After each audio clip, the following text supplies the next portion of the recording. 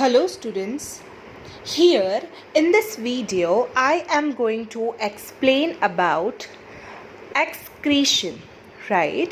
Here we are going to talk about the excretion and the excretory system in human, right? So the first thing which we want to know is, what do you mean by excretion? So the removal of what we call as the waste, the removal of harmful substance, right? The removal of harmful waste, or we can call it as the nitrogenous waste, right? Here we call it as the nitrogenous waste is called as, right? It is called as, right? It is what we call as, that is your excretion, right? It is what we call as excretion, the removal of nitrogenous waste from that of the body. It is what we call as excretion. So here when we talk about excretion, right, here when we talk about excretion in the living organism, the excretion can be divided into three types based on the type of waste material being removed out of the body, right? Based on the waste material removed out from the body, the excretions, it can be divided into three types. One is called as aminothallic. One is called as the aminothallic. Aminothallic means the animals which removes ammonia as a waste, right? Animals which removes ammonia as a waste. Animals which removes ammonia as a waste substance, it is what we call as aminothallic. The second one are called as uricothallic. Uricothallic, right? Uricothallic, these are the animals which remove uric acid as their waste product. And the third and the final, that is ureothallic,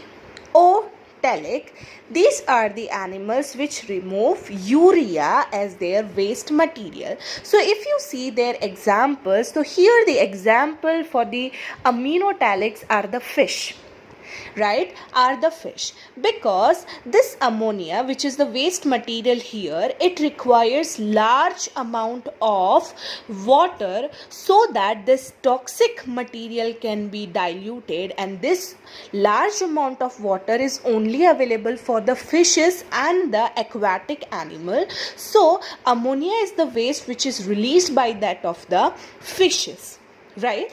And then you have the uricothallic, that means the uric acid removal organism. You have the good example that are birds, right? They are terrestrial organism, that means they are staying on the land, but they do not have a completely well developed kidney to convert the whole uric acid, right? To convert the whole uric acid into the urea, and therefore they release a grayish white compound, that is what we call as uric acid. And the last and the least toxic form of the excretion or the waste material, it is what we call as urea, right? And the example of the organism releasing urea are humans, right? So this is what we have to understand, okay?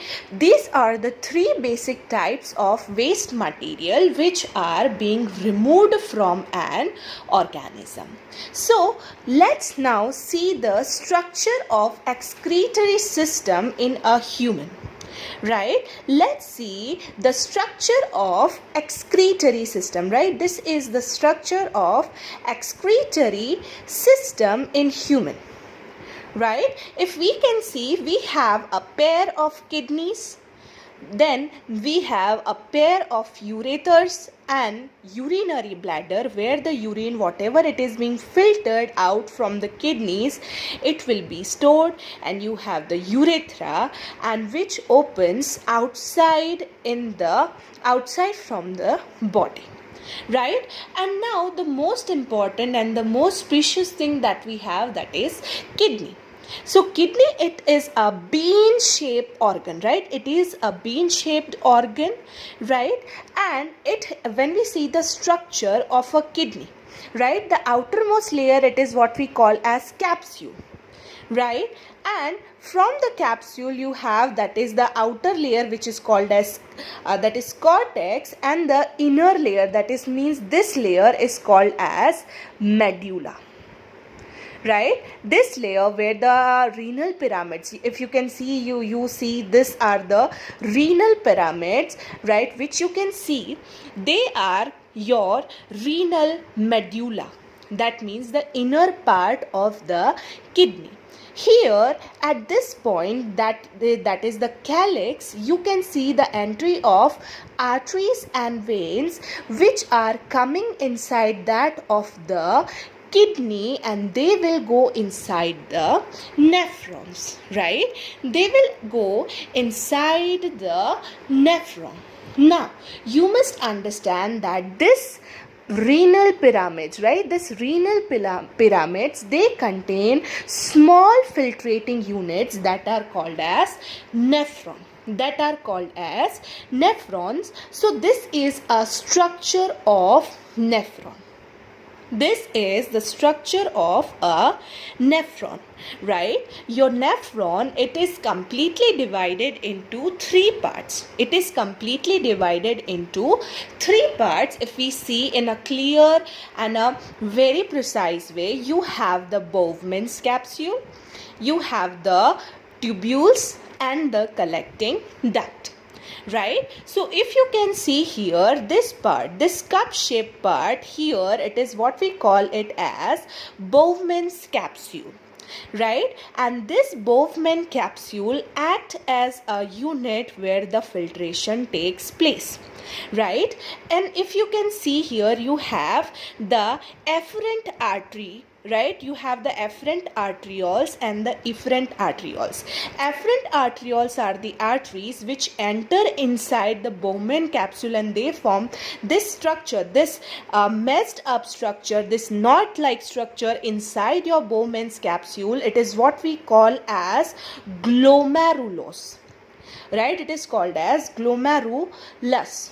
Right, it is called as glomerulus. And if you can notice something quite different here, if you can notice, can you see the size of efferent arteriole is wider, whereas the size of efferent arteriole, that means the arteries which are living out from the Bowman's capsule, is considerably small.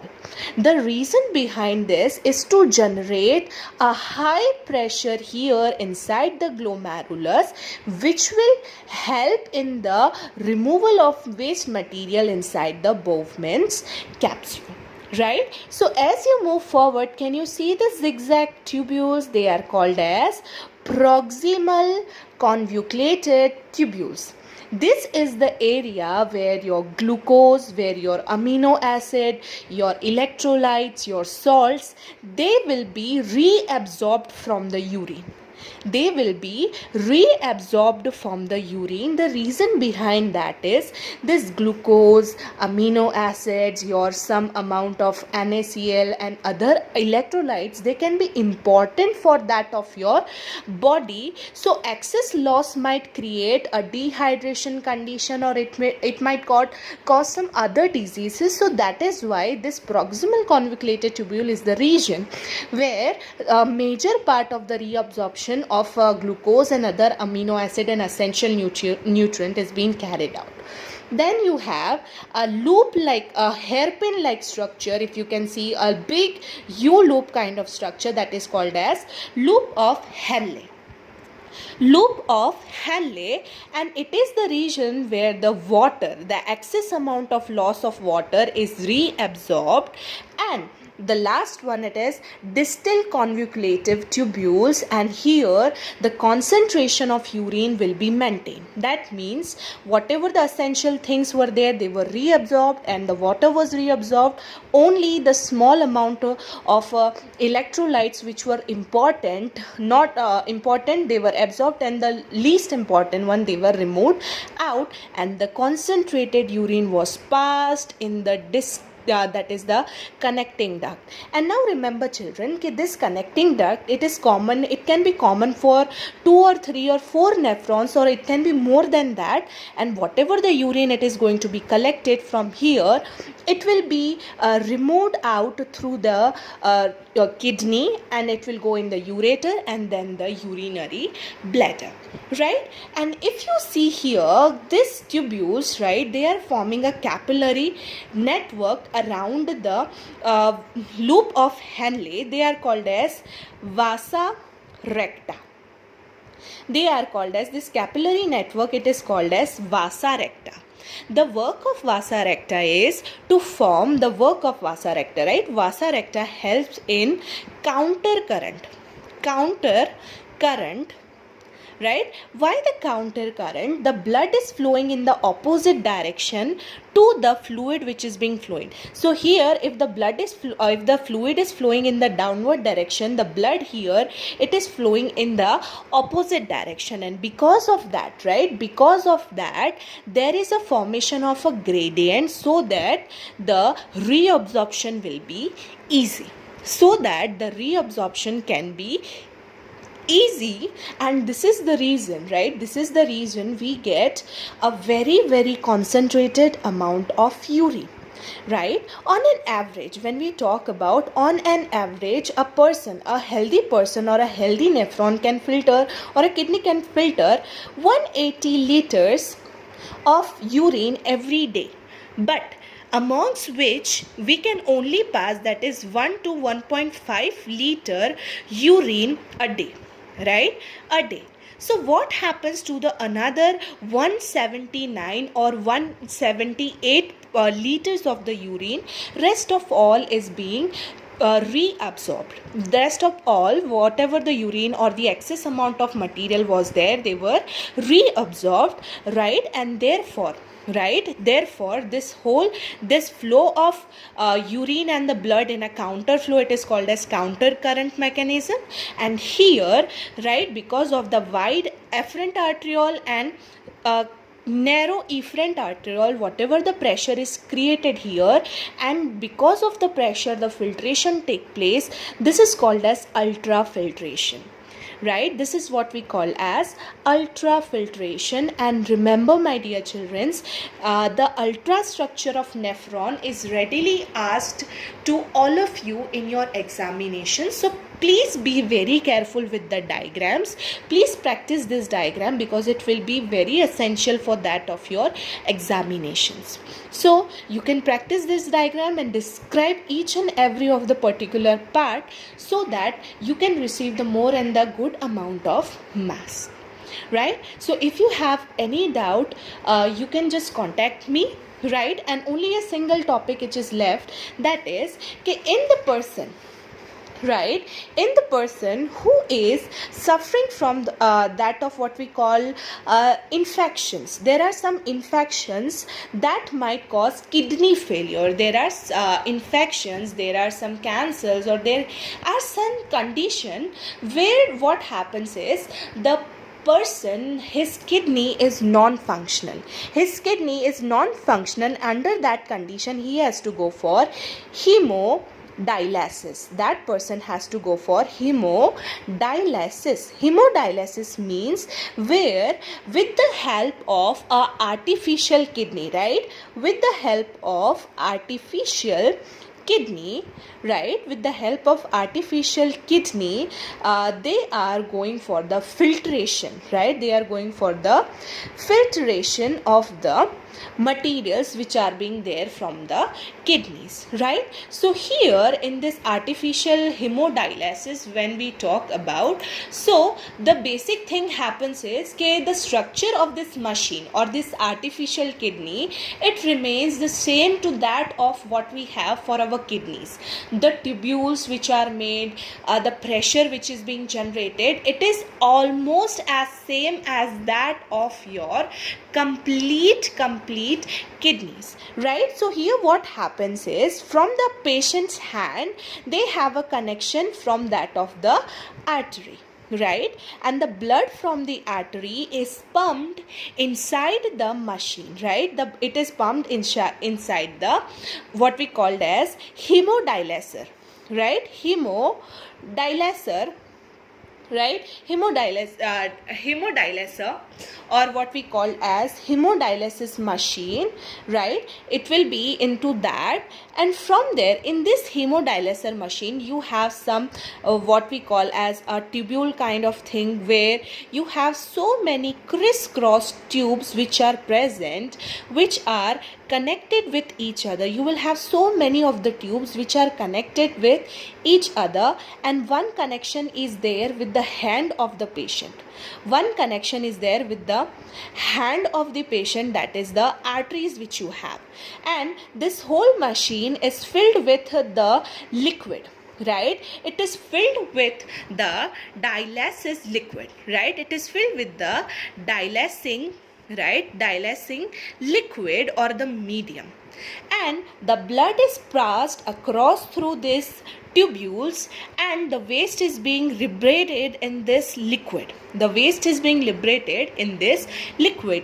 Another connection is given back to the veins of the patient.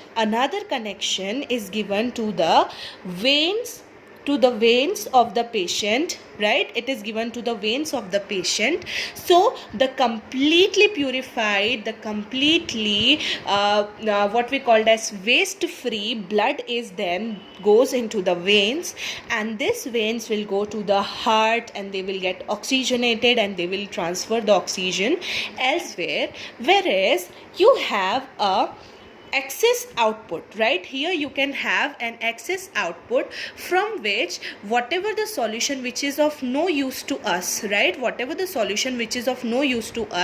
It is collected, right? It is the used liquid, right? It is the used liquid which is collected here, and with the help of another tubule, right?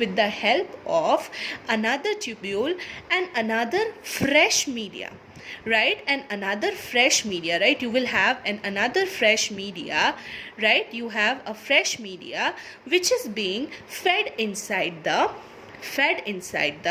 dialyzer. So you should know about this, right? And this is specifically for the patients who are suffering from the kidney failure. And I hope I'm clear on what I'm saying here, and I hope that you are understanding what I want to say, what actually happens here. So the connection is from the artery to the machine is having the same tubule kind of structures which a nephron has. It has a dialysis liquid through which from the tubes the waste will be there in the liquid, and the liquid will be removed, and the new liquid will be continuously added. The fresh blood, which is of completely purified, it will be transferred back to the veins, and these veins will take it to the heart. It will get oxygenated, and the circulation of the blood will continue, right? So this intensity or the duration between two hemolysis depends on the condition of a person. It can be like once in a month, or it can be like once in 6 months, or sometimes it can be like if we go for the condition is very severe, the person can have to go under dialysis once or twice a week, right? So this happens for the person who are extremely suffering from the disease. And sugar can also be a reason where the person can suffer from the kidney failure, apart from that of the infection. So this ends your excretory system, and if you have any doubt, please do let me know. Thank you.